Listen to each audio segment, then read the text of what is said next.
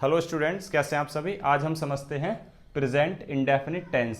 देखो, मैंने उस दिन बताया था कि टेंस कितने प्रकार के होते हैं। तो मैंने बताया था आपको टेंस 3 प्रकार के होते हैं, एक प्रेजेंट, एक पास्ट और एक फ्यूचर। फिर मैंने बताया था आपको कि प्रेजेंट के भी कुछ पार्ट्स होते हैं, जैसे present indefinite, present continuous, present perfect और प्रेजेंट परफेक्ट कंटिन्यूस। उनमें से ही हम आज एक को पढ़ेंगे, प्रेजेंट इंडेफिनिट टेंस को। तो चलिए शुरू करते हैं। देखिए, इसकी पहचान क्या है, कैसे पहचानेंगे कि ये प्रेजेंट इंडेफिनिट टेंस है। तो देखिए, जिन हिंदी के वाक्यों में ता है, ती है और ते है आदि शब्द आए तो वहाँ प्रेजेंट इंडेफिनिट टेंस होता है। यानी आपको जहाँ भी हिंदी के जो वाक्य होते हैं उनमें यानी वर्ब के यानी क्रिया के अंत में ता है, ती है या ते है आदि शब्द लगे हों तो वहाँ प्रेजेंट इंडेफिनिट टेंस होता है। देखिए नोट, देखिए इन ये जो वाक्य होते हैं इनमें हम इज आर एम का प्रयोग नहीं करते। इन वाक्यों में इज आर एम का प्रयोग नहीं करते, बल्कि सब्जेक्ट के अनुसार वर्ब में एस या एस जोड़ते हैं। देखो, यदि सब्जेक्ट सिंगुलर है तो वर्ब में एस या एस जोड़ देंगे, यदि सब्जेक्ट प्लूरल है तो उसमें एस या एस नहीं जोड़ते। जैसे देखते हैं, देखिए इसको बनाने का जो रूल है वो ये है कि पहले सबसे पहले इसमें हम फाइंड आउट करते हैं सब्जेक्ट, फिर वर्ब की फर्स्ट फॉर्म प्लस एस या एस, यदि सिंगुलर सब्जेक्ट है तो लगा देंगे या बाकी नहीं तो नहीं लगाएंगे, प्लस ऑब्जेक्ट। जैसे इसमें देखेंगे हम एक सेंटेंस, जैसे किशन खेलता है, तो देखिए किशन सिंगुलर है तो इसको कैसे बनाएंगे, तो इसमें लाएंगे किशन, किशन सब्जेक्ट हो गया आपका, फिर आपका वर्ब फाइंड आउट करेंगे खेलता, खेलने की आती है प्ले, PLAY प्ले। अब देखिए किशन सिंगुलर है तो इसलिए इसमें हम एस लगा देंगे वर्ब में, वर्ब के लास्ट में प्ले। उसके बाद में छाटेंगे ऑब्जेक्ट, तो ऑब्जेक्ट इसमें है नहीं तो ये इतना ही बनेगा कि किशन प्लेस।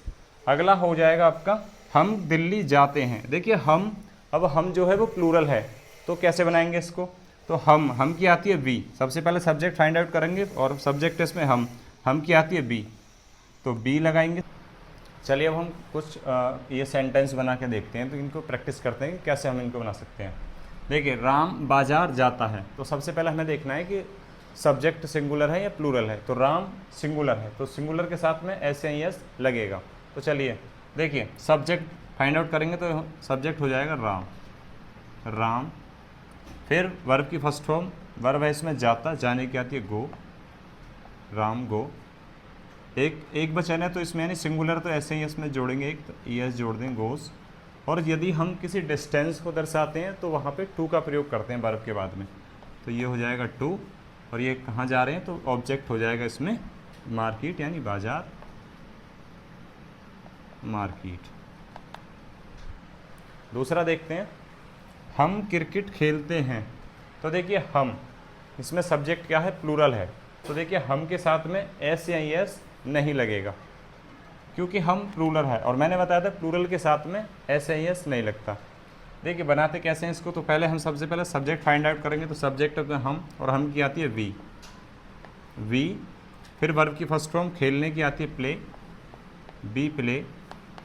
और फिर छाटेंगे ऑब्जेक्ट, क्योंकि ऐसे ही तो नहीं लगाएंगे नहीं इसमें, उसके बाद डायरेक्ट करेंगे ऑब्जेक्ट। ऑब्जेक्ट क्या है इसमें, क्रिकेट, तो वी प्ले क्रिकेट, क्रिकेट।